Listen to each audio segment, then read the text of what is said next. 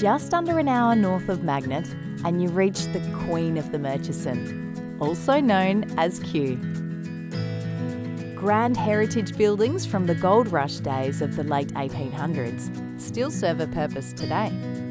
Beautifully restored and looked after, adding to the charm of this outback town. And if you happen to be here in August and September, you'll be treated to a beautiful display of wildflowers. The ghost town of Big Bell, located just shy of 30 k's out of Kew, was its own mining town in the 1930s, with 1,000 people living here back in its heyday. Its hotel apparently having the longest bar in Australia. Gold mining continues to play an important role in and around Kew today. I mean, wherever you look, you can still see the character and the history of where it all started here.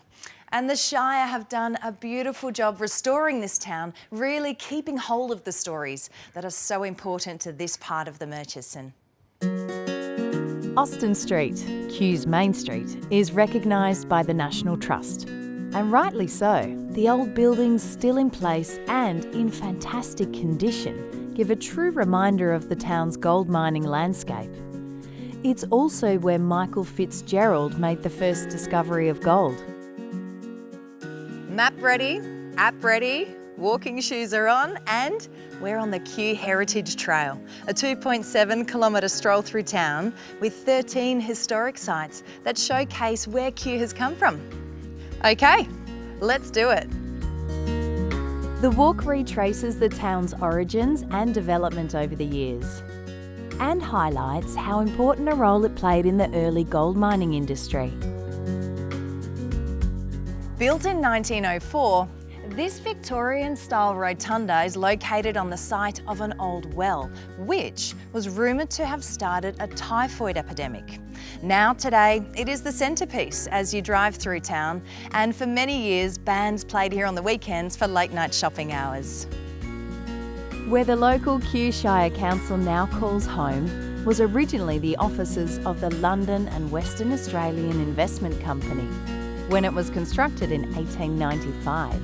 Before later being known as the Murchison Club in the early 1900s. Now located in the local tourist park, the old jail was the town's lockup until 1914. And the nearby mining huts, purchased from the Big Bell mine in the mid-1950s, were made available to former miners when they became pensioners. WA's first Premier, Sir John Forrest, first promised Kew its very own railway station in 1894, but it wasn't until 1898 that it came to fruition. The railway line then closed in 1978, and the railway station restored a decade later, and again just recently. On the corner of Robinson and Dowley Streets is Masonic Lodge, a standout work of old architecture, built in 1899. This lodge has truly stood the test of time, made of timber and galvanised iron, and regular meetings were held here from its opening until 1979.